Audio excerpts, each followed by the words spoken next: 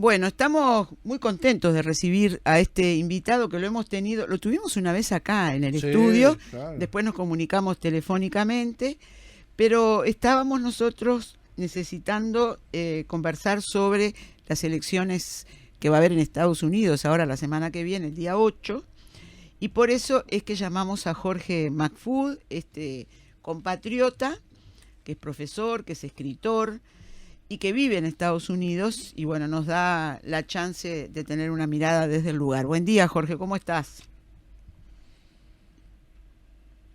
Buen Bueno, día a todos, ahí ¿cómo está. están ustedes? Hernán, Ángel y Blanca. Muy bien, Jorge, y con ganas de escuchar un poco con tu mirada de lo que está, cuál es el clima este previo a las elecciones, lo que está en juego y los hilos que se están moviendo, ¿no? Bueno, ustedes y algunos pocos de acá hemos seguido las elecciones de Brasil y tienen muy fresco no solamente los datos, los hechos, sino también el clima. Y Mm. podría decir, para resumirlo brevemente, que más o menos ese es el clima que estamos viviendo acá. Tal vez no tan caricaturesco en algunos aspectos, como ir a golpear los cuarteles y pedir defender la Constitución con otro golpe de Estado. Acá son más finos en ese Claro, aspecto, lo claro. legalizan todo.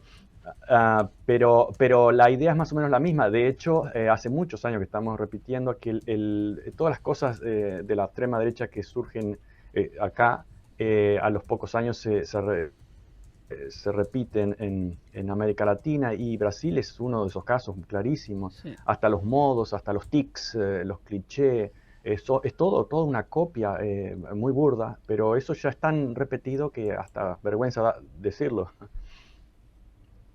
Claro, pero en esta elección venimos de un tiempo en que estuvo Donald Trump de presidente, recordamos la campaña electoral aquella, incluso ahora cuando se hablaba de las elecciones en Brasil, muchas veces se hizo mención, se recordó a Donald Trump, bueno, esto se parece a lo que hizo Donald Trump, ahora igual que Trump que no habló, Bolsonaro no habló, o sea, hay como una mirada allí comparando, pero ¿cómo es dentro de Estados Unidos eso? ¿Dónde está Donald Trump? ¿En qué lugar quedó con todo esto que ha sucedido? Bueno, después de las elecciones, después de toda esa intentona de un golpe de Estado, eh, y luego del asalto del 6 de enero del año Capitolio. 2021, los ánimos quedaron muy caldeados, pero él lentamente se fue retirando un poco. El FBI le ha requisado la casa, le ha sacado varios documentos, cientos de documentos clasificados que se lo había llevado. Es algo hasta gracioso. Todos saben que un presidente no puede hacer eso, pero bueno, también es una tradición muy grande, muy larga aquí en Estados Unidos, que la Casa Blanca filtra sus propios documentos clasificados cuando le interesa. Incluso la CIA también lo hace, y se culpan a unos pocos, pero lo hacen también. Entonces Donald Trump ha estado básicamente un poquito retirado. Hace algunos discursos, tiene varias cuentas con la justicia, con varios jueces que están intentando, algunos bloquean, otros intentan hacer público sus declaraciones de impuestos. Pero él tiene una gran tradición de tirar los abogados encima para ganar tiempo. Ah, Hace 10 o 20 años que viene comprando tiempo con sus abogados, lo que demuestra que la ley es igual para todas, pero no se aplica igual para todos. Y eso es bastante obvio, que tiene buenos abogados, tiene más posibilidades de salirse con la suya. Pero creo que él está tanteando un regreso para el 2024. mm, Muy probablemente se va a presentar en el 2024 las elecciones ahora de término medio, que se toman lugar el último día, es el martes que viene, el 8 de noviembre. Se realizan el 8 de noviembre. Ya se está votando antes, obviamente, pero esas pueden indicar la temperatura del electorado, y tal vez decidir más rápidamente la posibilidad de que Trump se presente. Va a tener rivales de su propia casa, incluso de sus propios, uno de los más fuertes, el gobernador de Florida, Ron DeSantis, que era una copia así como Bolsonaro era el Trump tropical. Bueno, sí. DeSantis era y es el Trump de Florida o del sur. Pero poco a poco se van a ir rompiendo las amistades porque también tiene muchas ambiciones y repite más o menos el lenguaje y los símbolos. Eso que también aquí ahí en Uruguay ustedes ven, la bandera con no pasen sobre mí, esa bandera amarilla con la serpiente, eso Sí. es de acá, del Tea Party, de hace 15 años, etcétera, y algunos políticos que no tienen la menor idea de nada. Creo que se llama Bustia, un muchachito ahí. Tal vez tenga éxito porque hoy en día cuanto menos se sabe de nada, más popular se hace. Bueno, pero y eso se ha ido esparramando y ideas muy simples, muy fragmentadas, venden mucho. La izquierda sigue con políticos que hacen el trabajo se supone, de aquellos que analistas o intelectuales que tienen que ir al dato, a la complejidad, etcétera. Pero en política no funcionan así las cosas. Por algo los intelectuales no tienen mucha, o hay gente muy complicada, no tienen muchas posibilidades en la política. Y mucho menos en la política post-2016 o post-verdad o como quieran llamarle. Tiene que ser simplificada. Yo le comenté esto hace poco a un político de ¿Tiene que ahí. ser, qué dijiste? Es muy bueno. Simplificada. Simplificada. Simplificada. Lamentablemente es algo, sí, porque es un mercado y en la cultura del consumismo todo lo que sea complicado no se vende. Entonces tiene que ser simple, Sí. tanto de izquierda a derecha como sea. Y la izquierda es muy complicada porque ha madurado en la cultura de la ilustración del libro, de la idea compleja, de la idea globalizadora, etcétera. Errado o no, pero esa ha sido su maduración, es la cultura del libro y de la prensa escrita. La nueva cultura de las redes sociales es inmediata, muy superficial y muy visceral. Entonces, si los políticos de izquierda no se adaptan a ese nuevo perfil del consumidor, que ya no son votantes ni ciudadanos, son consumidores, bueno, van a perder. El caso de ¿Vos Brasil decís estuvo aceptar que son consumidores? bueno, no, ver la realidad, aceptar que esa Claro, es la realidad, claro. no aplaudir la Ahí realidad. está. Supuestamente todos intentamos mejorar la realidad, cambiarla para Cambiarla, mejor, claro. pero no podemos jugar al básquetbol en una cancha de fútbol Sí, sí. o viceversa. Sí, sí. Hay que hacer un buen diagnóstico primero y luego ciertas estrategias, no para mentir, sino para darse cuenta que no se puede ir a la guerra con un tenedor. Y los trampistas acá, no los trampistas, los del Tea Party, digamos, que vienen de la época de la esclavitud, todas sus estrategias y sus discursos, la negación del ganador, eso ya viene de la era de la esclavitud. Acá en el siglo XIX habían golpes de Estado cuando los negros se transformaron en ciudadanos y participaron en algunas elecciones. Hubo directos, hordas que rompieron prensas, sacaron a los ganadores de las alcaldías, etcétera. Típico golpe de Estado bananero. Y es la tradición de la derecha del sur estadounidense que se ha propagado de la misma forma que el concepto del gran comercio, de la gran corporación, según yo lo entiendo, y creo que muchos otros, es el modelo de la esclavitud en la cual el de arriba es el responsable y además el beneficiario de la prosperidad de los esclavos de abajo. Entonces podemos hablar muchísimo sobre esto y me voy a poner complicado de nuevo, pero quiero decir que todo eso se ha vendido muy fácil, por algo Walmart tuvo tanto éxito, es decir, vender algo rápido, McDonald's también, Sí. una gran menú de lo mismo. Es decir, la otra vez le decía en mi clase, cuando tenía la lista de votación, está bien, todavía tenemos la posibilidad de votar, etcétera, por muchos candidatos. Y como diferente a todo el mundo, en mi casa, estudié cada uno de los candidatos, que eran como 50 para distintas posiciones, y me di cuenta o sentí que estaba entrando a un McDonald's, es decir, una larga lista de lo mismo.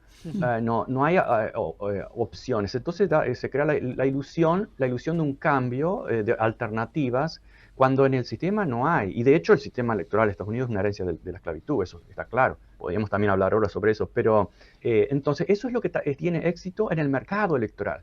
Y aunque suene feo, es un mercado Sí, sí, electoral. sí, sí. Y es muy visceral porque el consumismo, uno no compra un producto, o la mayoría no lo hace pensando en sus cualidades racionales. Por algo la publicidad es muy irracional y muy sexualizada, y muchachas jóvenes y felices, todos son felices, porque eso no tiene nada de racional, obviamente, ¿verdad? Claro, Eso claro. es viejo. Pero lo mismo ocurre en la política, está ocurriendo en la política. Y si tenemos la mayoría de los votantes que están hechos en esa cultura del consumo, van a reaccionar y se van a comportar de esa forma. Que además tenemos que agregar, en el sur estadounidense está la cultura religiosa, en la cual cuanto más repito y más creo algo, eso la realidad cambia.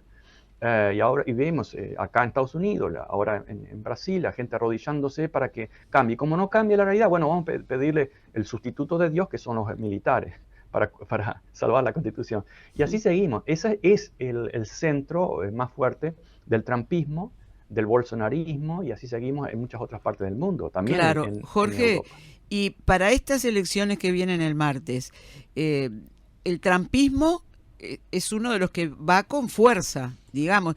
Te digo, sumándote esto también, por lo que vos decías, esto es un mercado, hay que simplificar todo, bueno, es visceral.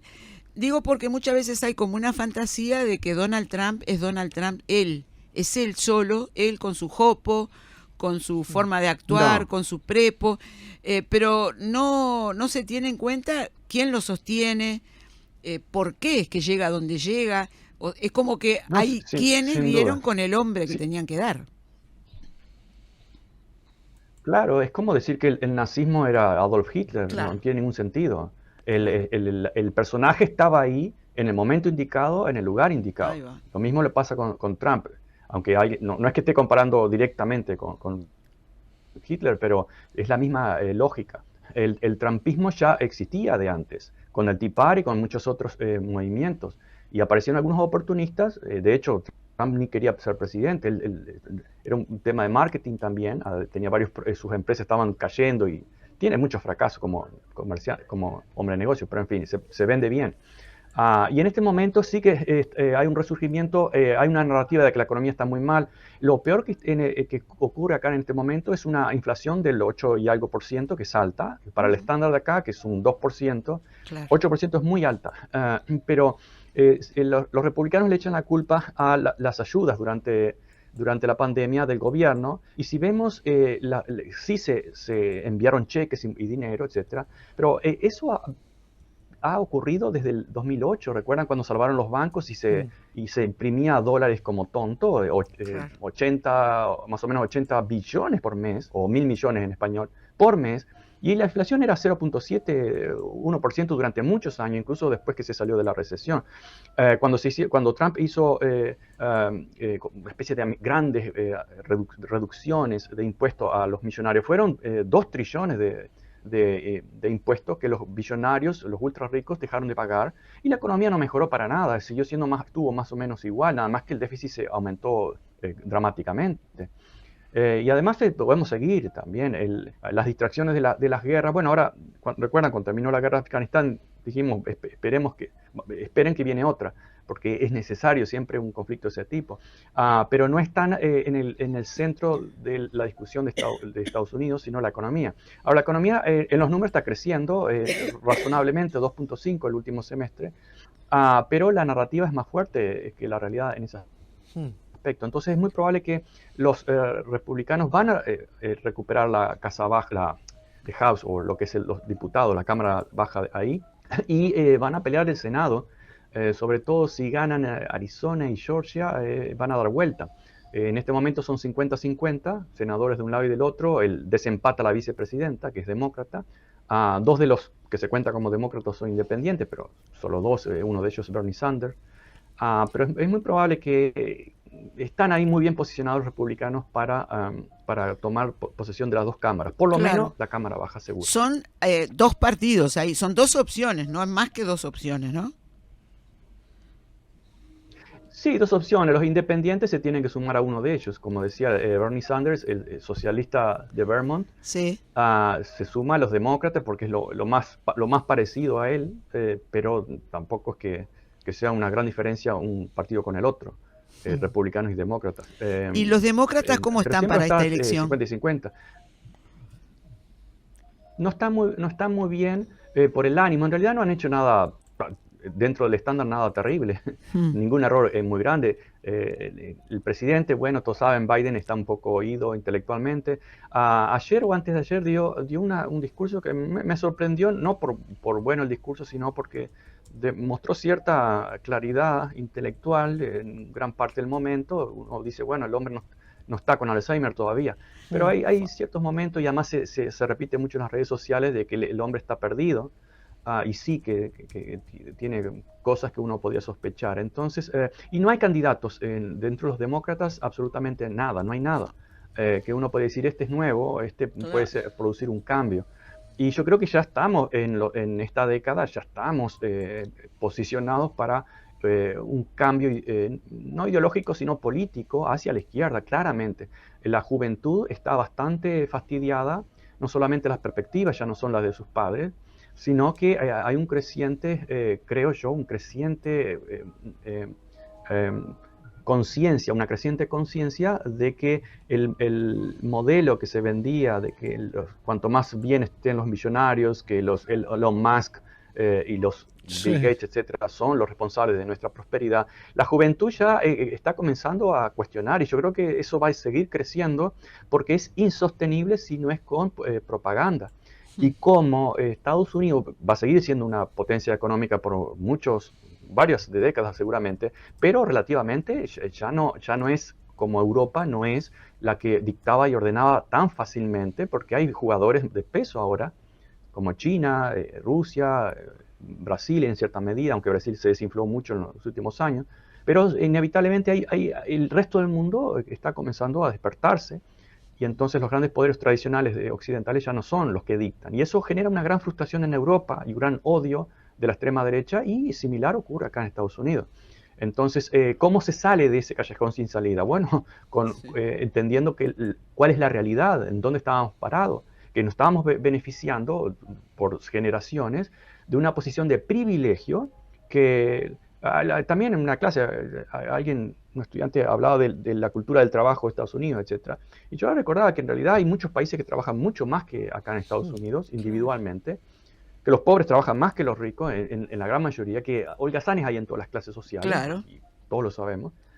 Pero teníamos una posición geopolítica como Europa muy ventajosa, explotando y destruyendo y robando materias primas, y imponiendo gobiernos, y imprimiendo el dólar y disparando bases militares por todo el mundo. Pero entonces, claro, cómo no va a haber cierta ventaja económica?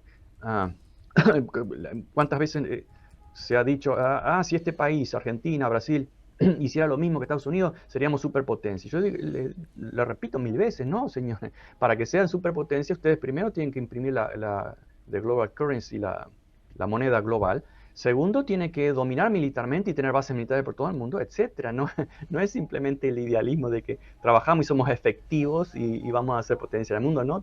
Tiene que dominar otros países, por lo menos según el modelo anterior. Esperemos que en el siglo XXI no sea un modelo simplemente de canibalismo, Mm. pero eso es una esperanza, ¿Cómo nada está, más, que muy difícilmente no se cumple. Jorge, cómo está jugando el tema inmigración en estas elecciones? Que sabemos que hay acusaciones dentro del debate político interno de Estados Unidos de algunos gobernadores de determinados estados que Es acusan la, a otros. es la vieja recurso del chivo expiatorio. Mm. El inmigrante es el ideal para crear miedo. En política fundamentalmente hay dos elementos fundamentales, como en el mercado. Uno es el deseo. El sistema capitalista se basa en promover el deseo y castigar el placer, ¿verdad? Mm. Y otro es el miedo. Pero en política el miedo es más importante que el deseo. ¿Y cómo generamos miedo? Bueno, en un momento ondeando la bandera de vienen los comunistas, ahí vienen los comunistas. Mm. Pero como eso ya no es muy creíble, ahí vienen los inmigrantes, ahí vienen los inmigrantes. Y los inmigrantes no pueden votar, son 10 millones de personas, porque son ilegales la mayoría, la abrumadora mayoría, no pueden votar, son una víctima muy fácil de una política muy cobarde. Y yo lo he dicho 500.000 veces. Ustedes son los cristianos que son tan amables con los mastros, los amos, los que tienen tanto dinero y son tan miserables con la gente que realmente está necesitando, que además no nos van a invadir, aunque fueran miles y miles, son poquísimos comparados a otros países. Y aún así, que podemos decir, bueno, obviamente no podemos recibir a todos los inmigrantes que tienen problemas. Bueno, es un tema práctico, pero paremos de criminalizarlo. Gente que realmente está tratando de escapar del caos que este mismo país creó, por ejemplo, en Centroamérica, durante muchas décadas, y vienen acá y se resulta que tenemos que cuidar nuestra frontera cuando violamos todas las fronteras ajenas. Y Marco Rubio lo pone en la televisión, inmigrantes cruzando la frontera como si van a venir a matarnos. E incluso Trump decía, tienen una potencia sexual importante. La pornografía ya existía en el sistema esclavista, que justificaba ¿por qué no liberamos a los negros? Porque van a tomar nuestras muchachitas rubias. Y ahora es los inmigrantes, los pobres, gente que viene a buscar trabajo, no a asaltar bancos, son de los cuales tenemos que salvarnos. Y yo soy el gran político que defiendo este país, defiendo las fronteras y voy a ser duro con los inmigrantes. Claro, qué fácil, pero qué cobarde, ¿no? Ese es el mayor discurso, y especialmente en Florida. Claro. Un estado totalmente tenemos un gobernador totalmente represivo, que incluso hasta prohíbe estudiar y discutir una historia que no sea oficial. Pero está pasando eso de... La frontera salvaje, por ejemplo, está prohibido en la secundaria. No se puede porque expone una perspectiva totalmente distinta. Y muchos otros. Esa es la democracia que se juega en las elecciones. Pero está pasando algo de eso la verdad que entre tantos titulares que miramos, una situación interna ahí de gobernadores que acusan a otros estados de estar más flexibles con la inmigración y que se van a mandar entre ellos los inmigrantes, una cosa así. Bueno, sí, el mismo gobernador de Florida, Ron DeSantis, envió aviones a Massachusetts, por ejemplo, que son más receptivos con los inmigrantes. Recordemos también que Estados Unidos va a necesitar, y ya está necesitando inmigrantes, nada más que la retórica es la opuesta por un tema político y ideológico también. Pero sí que son necesarios. De hecho, la inflación se baja con más inmigrantes. Eso pasa y ha estado baja por los inmigrantes. Entonces, Ron DeSantis envió aviones y gente, incluso venezolanos, supuestamente huyendo del malo de Maduro, sí. Pero bueno, que no importa eso, porque mucha gente no sabe ni cuál es la bandera venezolana, y hay todo un tema ahí, pero los envió, y bueno, alguna gente de Massachusetts los recibió bien, pero claro, son algunos miles o algunos cientos, pero es jugar con la necesidad ajena, gastando miles de dólares en aviones, etcétera, simplemente para jugar el ajedrez político, de decir, le vamos a enviar la basura, así como nosotros enviamos la basura de computadoras y toda la basura que tenemos acá a África, y allá viven de eso. Bueno, lo mismo estamos haciendo, porque la gente es basura. Es la misma mentalidad de Elon Musk, que dice, voy a limpiar la casa y voy a despedir la mitad del plantel. Bueno, serán mala gente los de Twitter, pero siempre la misma mentalidad que los que trabajan o tienen un empleo, son asalariados, son basura. Es la mentalidad esclavista del siglo XIX. Para mí es muy claro y evidente. Bien. Bueno, ¿hay clima electoral allí en Estados Unidos? La gente habla del tema. Vos que conocés cómo son las campañas electorales acá, ¿llega a nivel de la población esto o simplemente se reduce a los debates? Si tú caminas por una calle, vas a ver todo muy bien ordenado. Y eso también lo hemos escrito sobre eso, porque es una necesidad de tener todo bajo control. La gente está dentro de las casas. En política pasa lo mismo. Especialmente el sur de Estados Unidos es muy amable políticamente, polite, como dicen acá. Pero lo que ellos piensan a veces es radicalmente distinto a lo que están diciendo. Claro. Entonces, de hecho, las estadísticas actualmente no preguntan quién va a votar usted. Pregunta, ¿quién cree usted que va a votar el vecino? Porque si pregunta quién va a votar usted, muchos mienten o dicen lo contrario. Entonces, pero generalmente nadie miente si dice, tengo un vecino que no me gusta o el vecino que sí es amigo mío. Y es más probable que sean honestos en ese aspecto. Entonces, esa es parte de esa lógica. No hay una expresión abierta, sino más bien escondida, y luego tenemos varias sorpresas en las elecciones. Pero creo que las estadísticas han considerado ese tema que les acabo de mencionar y han mejorado un poquito sus resultados. Claro, claro. Bueno, por supuesto que esperaremos, no sé qué están dando las estadísticas, qué están diciendo. Que los republicanos van a tomar la Cámara de Diputados Ajá, y la de senadores está más peleada. Vamos a ver qué pasa en Georgia, en Arizona, Wisconsin, es probablemente, casi todas, si hay cambios, van a ser cambios para los republicanos. claro, claro. Pero los demócratas deben mantener lo que tienen a toda costa. Mm. Ante la falta de candidatos de los demócratas, que vos decías no se ven nuevos, ¿no? Obama apareció otra vez, ¿no? Sí, Obama y Biden al final generalmente aparecen, no se quieren quemar mucho y Claro. en algún discurso de algún candidato que tiene posibilidades de ganar. Bueno, Trump también lo hace, pero sí apareció. Es una figura que arrastra gente, pero no es salvadora tampoco. Claro, claro. Muy bien, Jorge, te agradecemos mucho por este tiempo. Te vamos a estar convocando, por supuesto, después de conocidos los resultados. Claro que sí. Quisieras seguir hablando con ustedes, pero me voy corriendo a una clase. Que me está Dale esperando. tranquilo. Un abrazo. Chao, chao, que pasen bien. Chau, chau.